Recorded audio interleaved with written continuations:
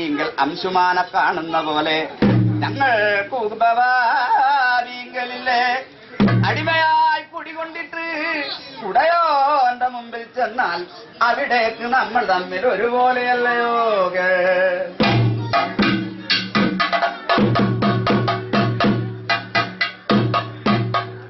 അത് பார்த்தாൽ ഈ ചണ്ണാള പര്യന്തമെന്തൊരു ഭേദമെന്തെന്നറിയാതെ തന്നോട് തെറ്റുവാൻ ചെന്നതിപ്പോ ഇത്തരം ഓരോ കൂട്ടം ഇത്തിരി പറഞ്ഞ നേരം ചിത്തതാരെങ്കിലോർത്താൽ അത്ത കൂടാതെ ഇപ്പോ പരമീശൻ ഇന്ന് എന്നെ പരീക്ഷിപ്പാനായി വന്ന പരമാർത്ഥമറിഞ്ഞു.